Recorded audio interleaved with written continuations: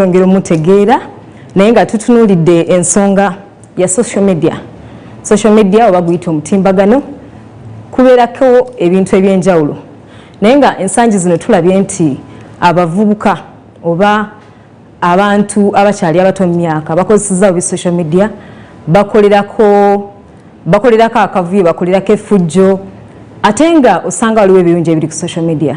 So amakya ga leero tulina omugenyi agenda kubatubuuzaako oyanjiri ku bantu Henry. Nyanza nnyo okunkyazako wano. Amanya gange nze Henry Mutebe, ndi social worker naye nga abasinga bamanyi nnyo kuba mbeera nnyo ku Facebook. Abantu baife balamuseeku mu Lusoga babuli ba Baba TV. Tusanga mwebale kunkyazaako ku TV yaife Baba TV. Abawuli kutubona mwena gange ninze Henry Mutebe, ndi muzaale wa Bugabula Kamulina Misambya aye nga nakulira Nambaale Iganga. Nsangaire ino okuba ku Baba TV. Efena tusangaire otukyalirako ku Baba TV. Butibutele Henry nze nakubona ku social media oba okukyusa mu kulimi katono nakulaba ku social media nga ndaba emirimu egy'enjawulo gy'okola ku social media.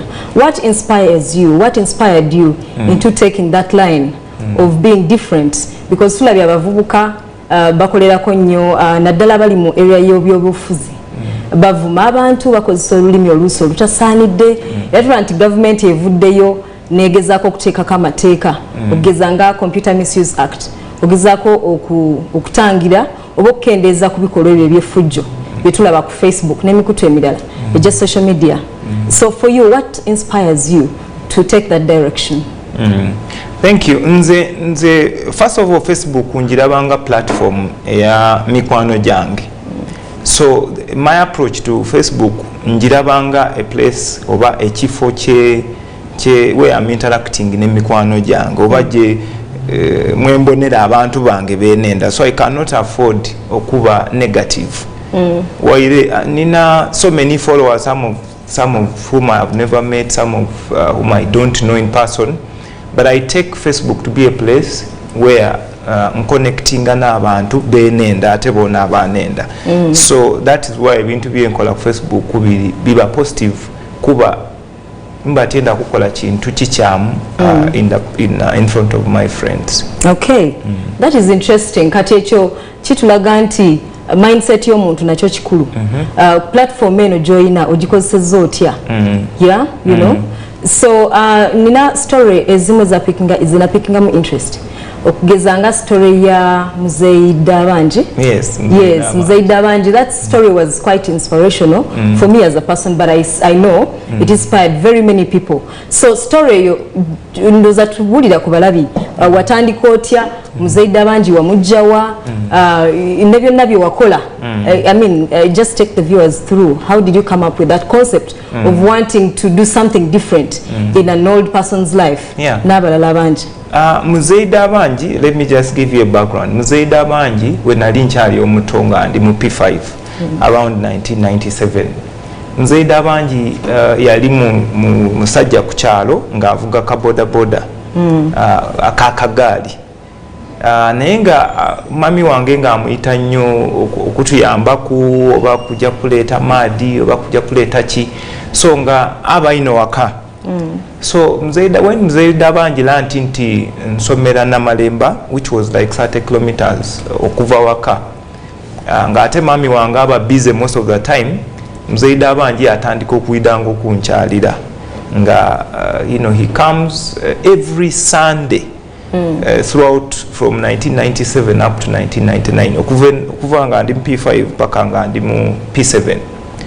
So omwami oyo yangema kuwaire nali nkali muto. I realized that this was a person yanenda ino. Muzeyi Dabanji nga n'omwami ku kyalo alina esaati ndala, he puts on the same slippers, alina akagaali kakaire aye nga alina omutima omulungi nga ida yankyalira every Sunday for 3 years. So and I remember one particular time he came for ngatasobola nakwogera Luzungu, he wouldn't speak English, but I remember one time he came for a parents meeting and he attended during that meeting he attended nga a meeting eri mu Luzungu ngaye taidi luzungu. But because he really loved being there for me, he was there. And when he came out of the meeting, nambuza nti bakobye eki, yakoba ati waile titegeriwe bogeira and they've said you should work hard, you should read and study hard. Okay. And I mean it really touched my heart. Ngabana bansekerera, I'm visited by an old man. In fact, whenever kids would see kuisomero abana babona, once they see him, you know they ridicule me. Your father, I did a kukagali, you know, children. Of course I didn't take it personal, but he's a man who loved me. So, and one time twali tuliva kusomero ngandi kukagali ke yabone noni yankoba ati, I want you to read hard mulusoga nenda osome ino tiendo obenganze nenda osome ino bolikula maybe odakuba munoni ewa igulu zeno ntwaleku maybe because of you then andani na munoni. Unfortunately, in 2000 when I completed the P7 omwami yaziba amaiso, he became blind for 6 years. But fortunately there were some American missionaries who came nga bakola ku byamaiso bayamba bamukola ku ya regaining a sight. And that whole time I had kept track of him. I knew where he was, I knew what he was doing. Nakoba nti one day when I succeed, I want to take this man on that plane. Katonda ya namba, I succeeded in my life. Katonda ya opportunities to travel across the world. And during the lockdown I said, this is the moment I want to appreciate this man. So I organized the trip. I went and bought an air ticket, I got his documents, I got ID. Katone ino, bifana nibyo likubona ku Baba TV nga mwali mjire kuchalira mzee Dabanji. Courtesy of Uganda Airlines. Yes. Bamuwa ticket. Wamuta kunoni. Yes. Wamutu alakulia. Yes. Wow, how did that make him feel? How did he feel? Okulonanga ekiroto kyeyali nango okali muto okitukiriza. Yes. He was very emotional. He was deeply moved. Kuba one engeri gye twakyorganizinga muntu yali takisuubira. I just told him, I want you to come and visit me in Kampala. First of all, he had last been to Kampala in 1975.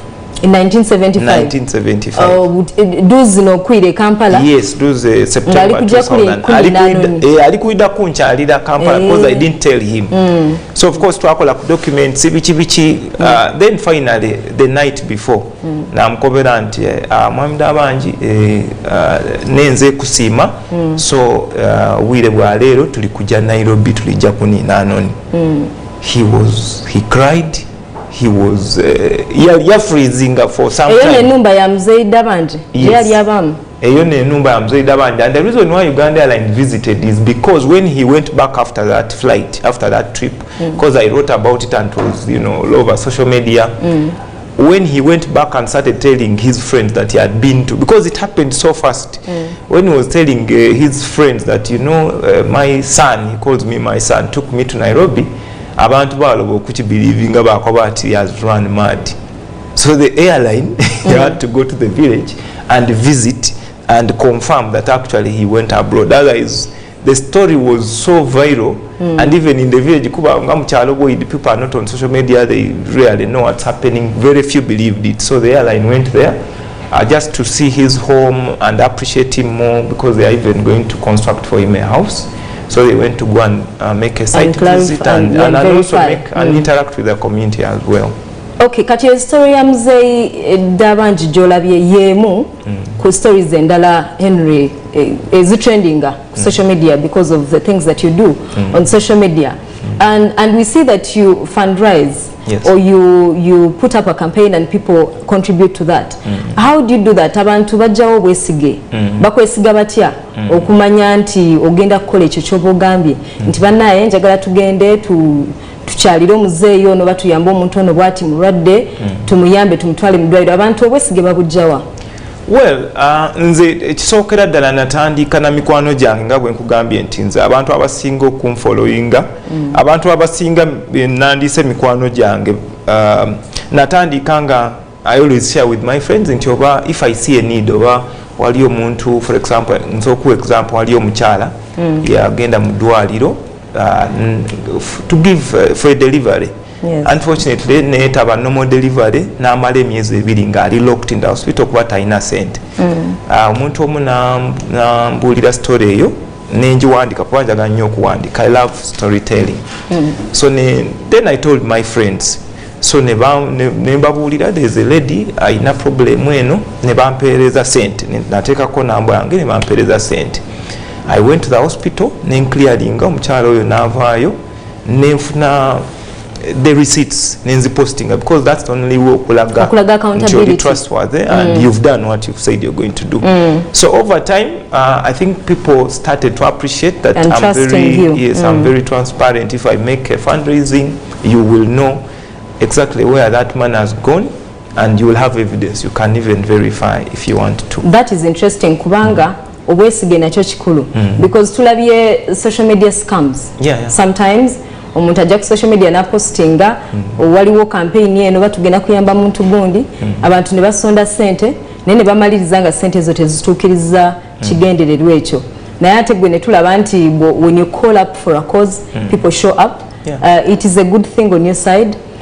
Kati Henry, social media eno olowooza nti waliwo abafunyeko emirimu, how does it positively impact people besides the social causes? Olowooza nti like especially the youth, because we have many young people who are grappling with unemployment here in the country. Abavubuka bayinza gikozesa batya okubaako kye beekolera n'okusobola okutereeza obulamu bwabwe? I think social media is a very good opportunity. Nze ndowooza nti opportunity y'amaanyi nnyo because abantu bangi bemanyi who are earning a living from by using social media.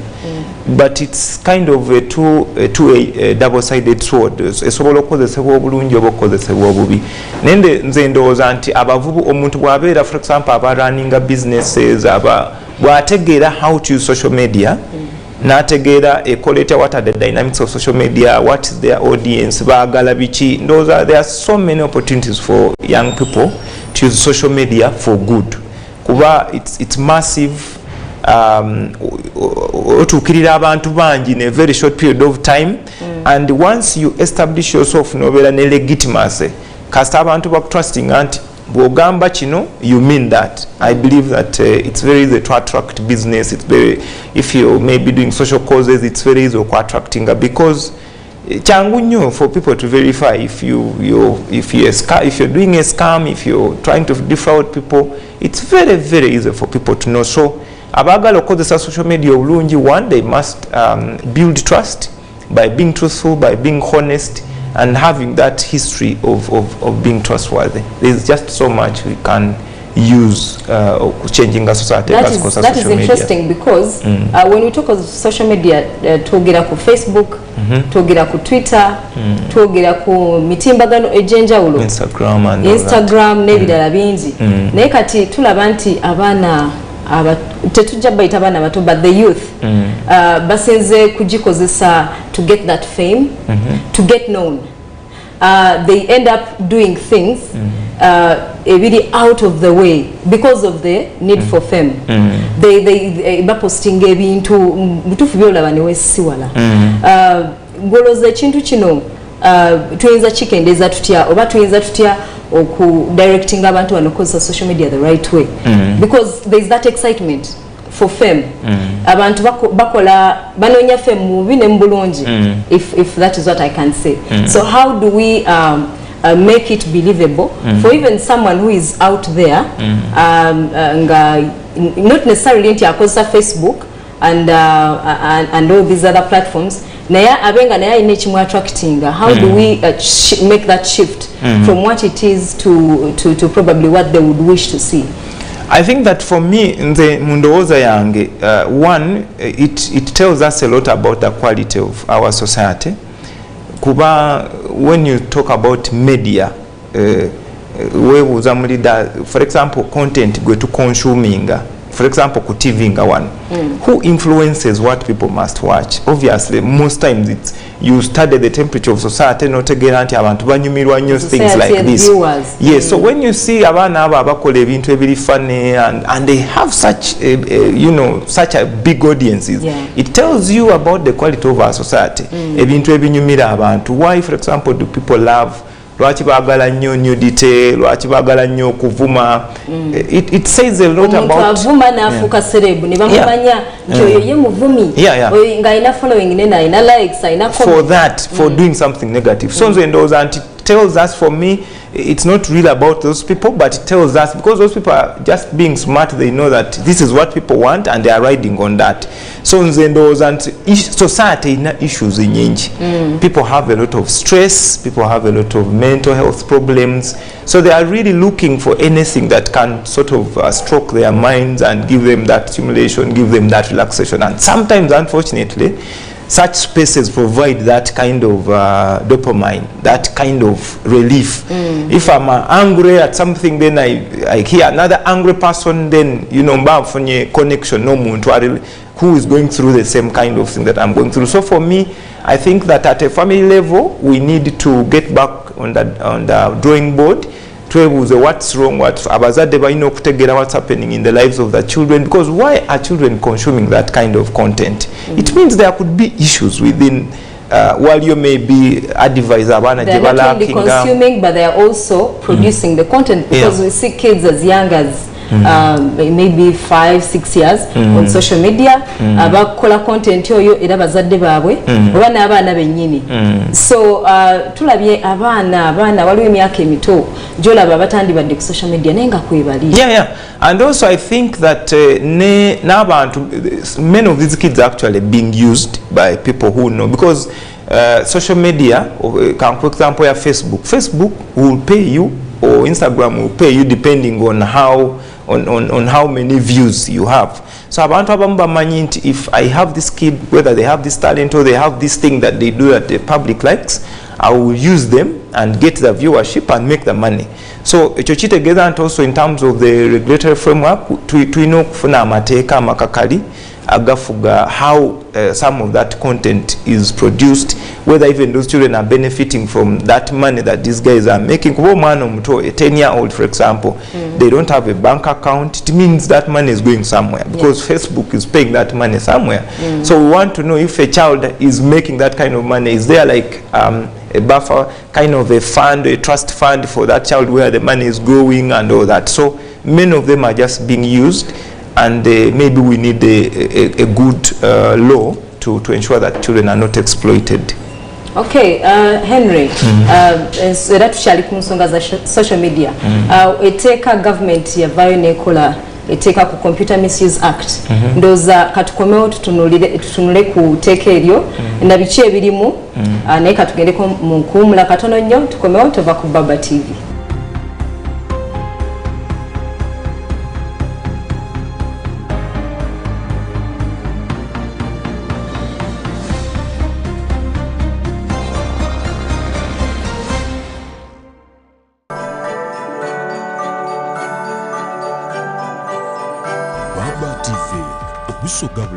Buyugira nyaffe Uganda ku Radio Africa tolemwa kumwenya olwakamwenyumwenyu akajjudde abanywanyi.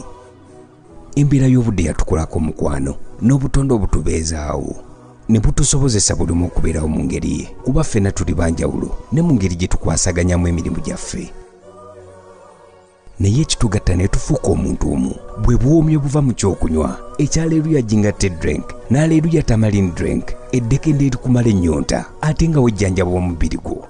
Ekyokunywa kino kye kitegeera emibiri gyaffe kuba kya butonde 100 ku 100.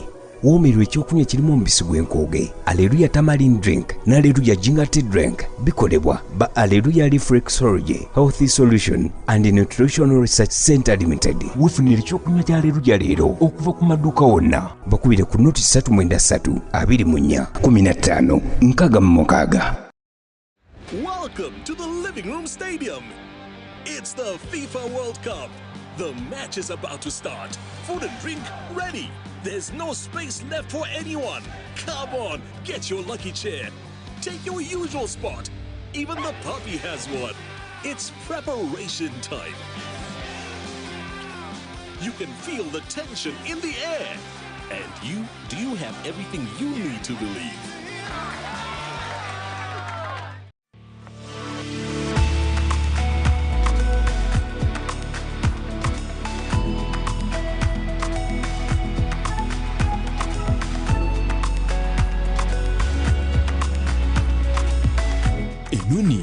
Baba TV obusoga bulaire.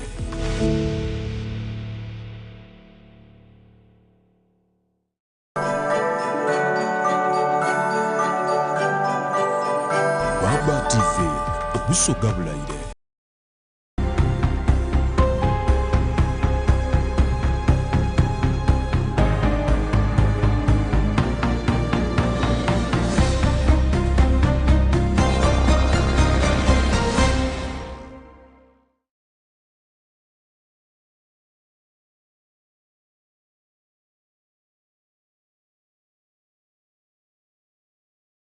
Program gangamka webale kubeera naffe tugenze ko mukumula katonda yetu wetu kyagira ku nsonga za social media oba omutimbagano enaku zino tulaba nti tugujjombidde nnyo ensangi zino kubanga tutambula ne teknologiya ensi ekula tetukyalabira TV wakawuka naye buli wobeera ne bobeera mu kkubo ng'oli mu jam sobola okujja akasimuko n'olaba ebigenda mu maaso mu ggwanga n'ofuna amawulire na byonna naye tutunuulira ku nsonga ya okukozesa obubi omutimbagano ate era oyinza gukozesa otya obulungi okuyamba obulamu bwo wabula n'okuyamba abo bonna ababa bakwetoolodde oba bakuliraanye. Mu studio zaffe amakya ga leero tulina omugenyi bamuyita Henry Mutebe nga social worker era tubadde tulaba ebyokulabirako byazaakola ku social media ebyenjawulo era ebimufudde ow'enjawulo n'okuwa abalala ekyokulabirako. Henry, yes. Tubadde twogera ku nsonga ya regulation oba amateeka agakugira abantu oba n'okuguidinga on how to use social media. Amateeka ago gwe, what is your opinion about the regulation? Olowooza nti gayinza okukola? Well, nze mu ndowooza yange ng'omuntu every society yonna erina okubeera ne some level of order. So it is a good thing okubeera n'amateeka aga regulating how people produce content, how it is shared and so forth. Of course, mu Uganda, I think mu environment gye tulimu wabeerawo etteeka lyonna, usually sometimes ebintu bibeera political, abantu batera kitunuulira from a political point of view.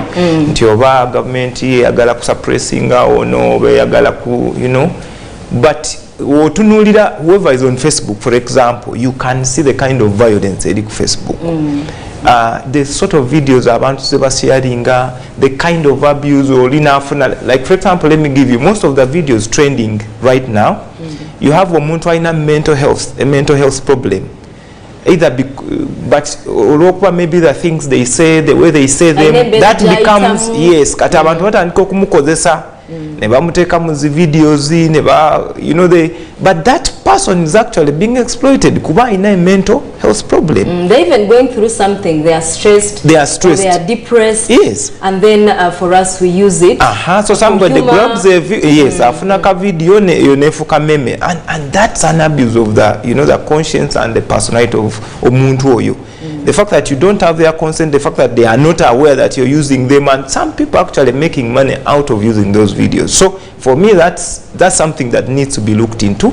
Ekyokubiri abana, sometimes abantu kati batya n'okuteeka ebifaananyi byabwe ku Facebook oba ku Instagram, because anyone can just take a screenshot and they use it for whatever purpose. So ndowooza nti ng'ovudde kuba of course politics awulikakana nnyo, like so abantu batendinga okukitunulira from an angle of nti government yagala kuleeta amateeka gano olw'okuyagala to stop people from, you know, express themselves and so forth. That's the smallest part. But it is the biggest government that has given us the liberty to use these platforms, because I know of some countries, for example, where WhatsApp is not allowed. Absolutely. I know of countries like China where Facebook is not consumed. Kati abate bote tubalaba nti they are regulating. Kubanga baba ndoza balaba ekibi ekiyinza okuvaamu and the violence that could happen in there. Ne bakijjawo. But for us we still have this liberty. No, I think tulina but in many of those countries right now, actually, for example in the US, liability they are putting the liability on those companies. For example, if somebody broadcasts content, whether it's anti-Semitism, for example, you're talking about the Jews or abusing a certain ethnic group, the liability is now moving to the company. As a media company, how would you allow that kind of content to go out? Now in a responsibility. So that's how serious some of those countries take it. Now, you know, here everyone can have an opinion, and I'm not saying people shouldn't, but it's a place where opinion is not informed.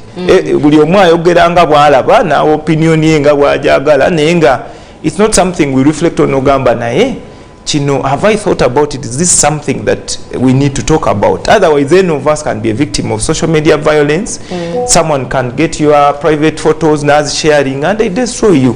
So how do we deal with that kind of problem? How do we make sure that we enjoy the rights, but as well we respect, we live and let live, we respect someone as well as you would want to be respected? Okay, that's quite interesting. Yeah, and then of course, try to get up with a positive impact. We want to go back to the positivity. The bad is there, but there is also the good, and we're not paying attention to the good. Yes, social media is a media of exchange and communication, but then now looking at your campaigns, you've been able to help people, to change people's lives. Like for example, producer some of the people that have benefited from Henry Mutebe. How has this changed your life? Being able to impact others, to impact other people's lives? Well, nzengo muntu, I believe that life is a lottery.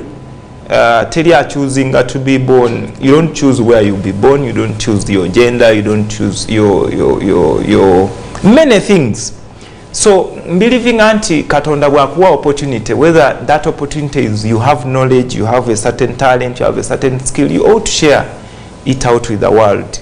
So that's where I come from. That's how I approach life. I believe that God has given me opportunities nyingi mu bulamu, and I ought to share. Kuba nange nina ebintu bingi nnyo byenfunye, not because I deserve them or because, but I was just either in the right place at the right time. I was lucky.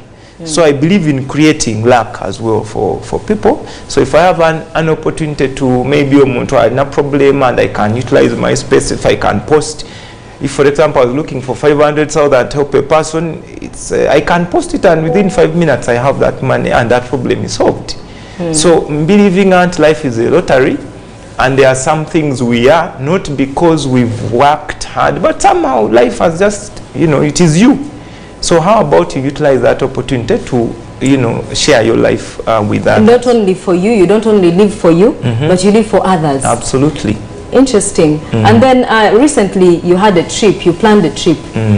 Oyina abantu bewatwalako ne balinya ku nnyonyi n'obawo mu kisoogo. Weewaawo senga teyali gwe osanga tebandigufunye.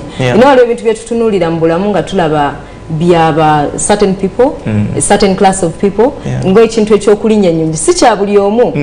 Bantu bangi balaba nga ekyokulinnya ennyonyi kirooto. So how do you make it possible to make these people's dreams come true? Ndaba abantu bali bawerako, that group of people, how did you do it? Story yo jibulire ku Mulabi wa Baba TV. Osanga nayenza okwefunira akakisa akalinnya ku nnyonyi mu budde obutali bwawala. So nga okuza emabega nga bwenkukobye nti I had Dabanji. When that Dabanji story came out, abantu banji bambuza, how did you organize? Like how, first of all, people didn't even know you can travel. So traveling, Nairobi, you can go to Rwanda without a passport. Okay. So many people were shocked that I could organize without him having a passport and take him. So, but also that story connected with so many people. Abantu banji, they remembered people that have helped them. It made that story connected with people differently. Abandi, they were happy that I could look back and remember. Umwami oyo Dabanji. Abandi, they were happy that the man helped me. Abandi, it made them remember their parents. I can give you an example. Like on the next flight in January, I'm organizing another trip. Another one? Yes, in January. Next year in January. Yes, there is a man who has worked as a herdsman. Mulalo akola waka as a herdsman for 35 years. So abaana bazalibwa in that household, they've gone to school, they've graduated, they've married, they've given birth to children. That man is there, akolao. He helps the parents, now taking care of the parents. No muntu aliwo mulalo. Now it is easy to forget those kind of people above sidelines who are not mainstream, like they are not your parents, but either like a nanny, like contribution. Yes, those people who are there, if you have a part at home, they are the ones who do the work, but they don't sit front. Abantu abo. For me, I think that in many times we forget those kind of people abakola contribution in our lives, but they are not mainstream. Olusi n'okubasasula oyinza okuloza nti abadde mulalo abadde mukozi nga musasula muwa sente, so that is their payment. But then they're looking beyond the payment and wanting to appreciate this person in a special way. Because omuntu, let me give you an example of a maid. You know what it means to leave your child with someone. Anything can happen. Anything can happen. So the fact that somebody is taking care of your child, you can't tell me 100,000 you pay a month is all that they deserve. So if there's any special way you can appreciate them, well and good. So based on that story, many people approached me and said, Henry, I also have my dabanji. Can you help me and organize, and because you know the processes and so forth, can you help us and organize so that I surprise my person? So I reached out to Uganda Airlines. I shared with them the concept that there are people who have been, there are many dabanjis out there, many of them senior citizens who are signing out of life, and how about you do something special for them to organizing to whether we go to Kigali or Nairobi, and they have an experience of flying, because Enoni still is a mystery to so many people. It is. But also when you fly, I don't know, but there's something that happens in your brain. There's a certain there's something you tick in your brain. You change your way of thinking, often opportunity to see life from another angle. So for me, flying has always been a good thing, and I believe in traveling. I love traveling, so I wanted to give people that experience. So I started organizing with them. They were paying 2 million shillings.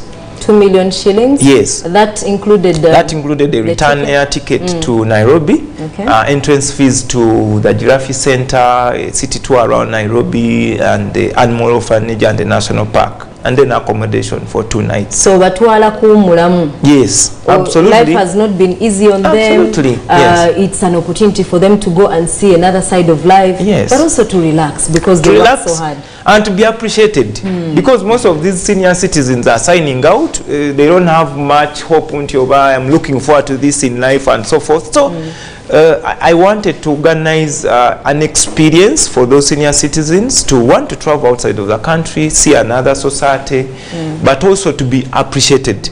And Uganda Airlines has really been very nice. Like recently, on that last trip, they upgraded one of the ladies, omukyala bamweta Nangobi Beatrice Waluuka. She had a very hard life. Yes, she struggled in her life, raised 8 children alone as a single mother, went through a lot, atunda malwa, selling this local brew, and somehow she succeeded and she's able to raise productive citizens. So the airline appreciated that. When we were coming back, they upgraded that to business class. So when I told her that, she asked, why? I told her that they've appreciated you. That's why you are seated there. She was so happy. She cried. I took photos, and it's always a very beautiful experience watching those people look. Especially there are those photos when they are looking through the window, and that reflection of how far someone has come, and the fact that they are reflecting on the fact that their children have appreciated them. Or it may not be a child, but whoever is appreciating them, it's a very beautiful thing. So we take them to Nairobi, they tour places, we have nyama choma, we have omuntu ya relaxinga kukukwan, and ya ulobula muntu, life has looked back on me and smiled at me, it's a beautiful thing. So that's what I intend to do for some time, to keep, for those who are interested, to give an experience to those people they want to appreciate, abaliwo, for them when they needed that help. Interesting. Very, very inspiring. I must say, omuvubuka yenna ali wabwereeyo ogezeko okufuna ekyokuyiga mu mu stories nga zino kubanga mu bulamu obulamu tebuba ina straight line. Tuyita mu kusomozebwa kungi abazadde abo bemulaba babwere eyo bayita mu bingi okugezaako okunoonya ssente okugezaako okubateekateekera obulamu bwammwe okubaweerera naye kirungi obuteerabira wajja ovudde n'okugezaako okusanyusa abantu bano eno mu bulamu bwaffe abakoze ekyenjawulo. Kati Henry, abavubuka bano abavubuka tubakunze tutya okuleka okukozesa social media mu ngeri embi n'okuvuma abantu n'okugezaako okutonda ekifaananyi nga kino inspiration in line of inspiration because yours was a call that you took up by yourself. You didn't have someone to model you, a role model you looked up to. What plans do you have to kind of lead youth in such a direction, because you'd make a good mentor? Well, for me now, the advocate who are apprenticeship, work-based learning on the job. I think many of our young people are involved in those kind of things. Because when you have what to do, you wonder even where people get time to create that kind of content. But I appreciate that as a society to coordinate, because every year we have 1.5 million children joining primary one. But out of the 1.5 million, only 600,000, about 600,000 complete P7.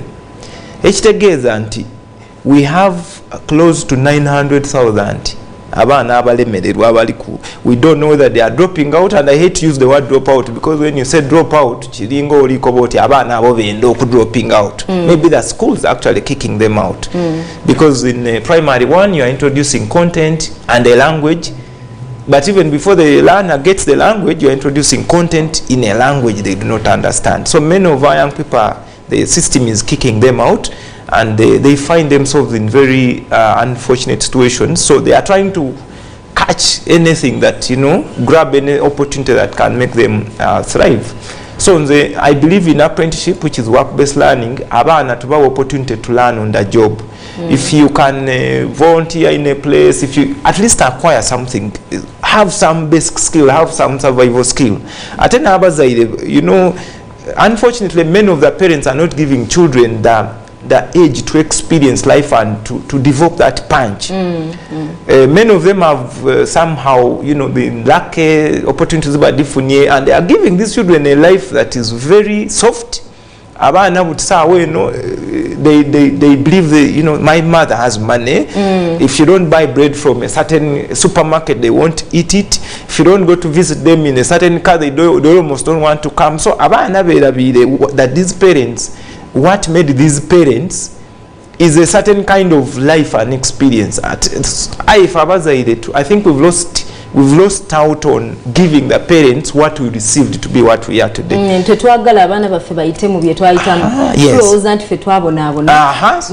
By doing house chores, for example, it's a punishment. So they can't even polish their father's shoes.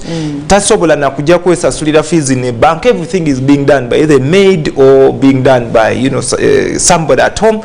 So abana, they are growing up without the values that actually made their parents, and that's the problem. That's one of the problem they are facing. So I'm advocating and abazaire to drawing board to raise our children and give them both the opportunity to learn in an environment that does not injure them. Most of these children are injured. That's why I've read stories of children that stab their parents because maybe the parent has switched off TV or a game. Most of the children are on TV the whole time. They don't even know how to greet or so in a household, and children just watch their program. They don't know how to interact with the people. If they're on an interview panel, they don't even know how to speak the kind of language they are using.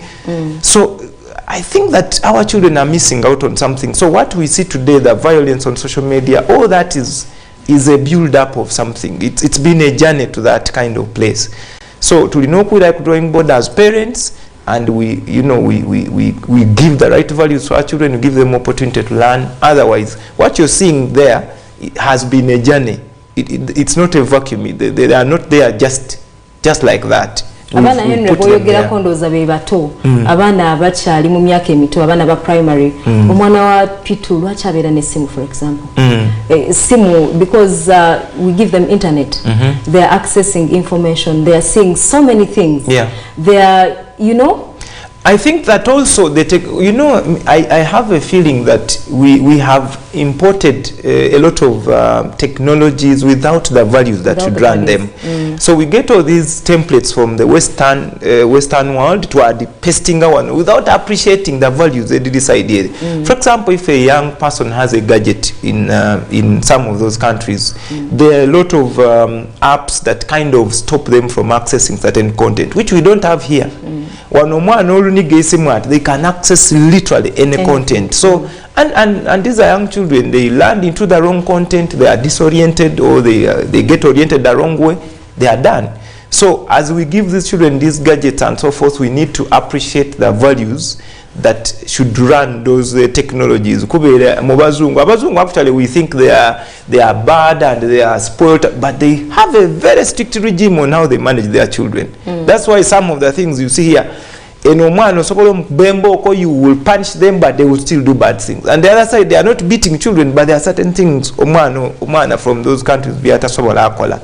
So without the values, you can have the hardware, but without the software, you're just wasting time. So technologies, as we run these technologies, we must also be running the values that should run those technologies. I agree with you absolutely. Yeah, so social media, how it positively can impact society. Mgenyi wa FM studio Henry Mutebe. Henry, yes. Tukulabye nga okyusiza obulamu bw'abantu. Do these people come back to you? Do they appreciate what you do?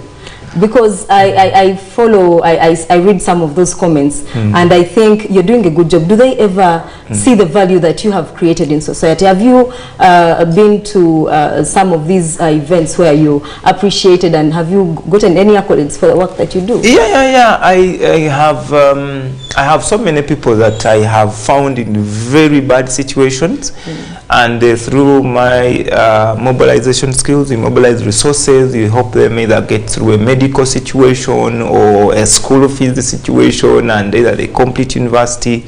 Like right now I have 3 young people who are doing a Bachelor of Medicine and Surgery in Imbarara and in Gulu, and these guys are being paid for by friends on social media. Every year I share a post and tell them we need to pay 1.2 or 1.5, and people raise the money and we pay, and that's how these guys are in medical school. So just seeing the transformations, seeing some of them write research papers gives me immense pride. You know, we've used the platform to create value and add value to society. I have received, for example, the Rotary Club of Chiwatuli gave me a Vocation Excellence Award to appreciate my work. I also received the Illustrious Award, Africa Illustrious Award in Nigeria. I didn't go because of COVID, but I was happy to be, you know, appreciated for my work.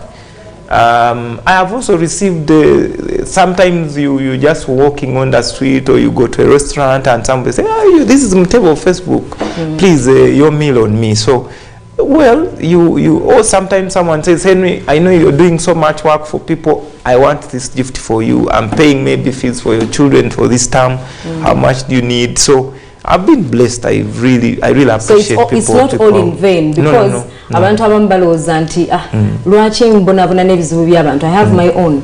So when you do good, good comes back to you. It comes back, you know, in double portions. I've really been lucky. I've been blessed because of the kind of work that I do. And for me, it's not, I actually most times want to do, let's say, project. Let's say maybe I'm working on a mother who is in a hospital, she's stranded. I want to do it, finish it, and move on to the next one. Because I have so many stories and so many people that I'm trying to work on and help that sometimes I even lose track of the people that I'm trying to help. But also for me, I believe that I don't, in as much as sometimes you have no way of disassociating yourself from a story, but I like to move out of the story and not be seen as sort of like the center of the story. Oh, you have done good. Of course, there are so many other people who are doing good things, and they are not in the limelight. So unfortunately my work puts me at the center of it, and I appear to be doing good, but actually the people who are doing the real work are the people that send that 15,000, that 10,000, and for me those are the heroes. Me, I'm just a rallying person who brings good people together to do good. So for me, every time you see me post and say thank you so and so for the 15,000, those are the real heroes, and those are the people I want us to celebrate. Interesting, yeah. So we also want to thank those people. We credit them because you are a mobilizer. You put yourself at the forefront to collect the monies and do these things. But also want to thank people who trust you, because trust is very key in this that you're doing. So nga tuwumba njagala okukubiriza abantu abakozesa social media obulungi n'okubebaza n'okubeera ekyokulabirako. Thank you for being an example.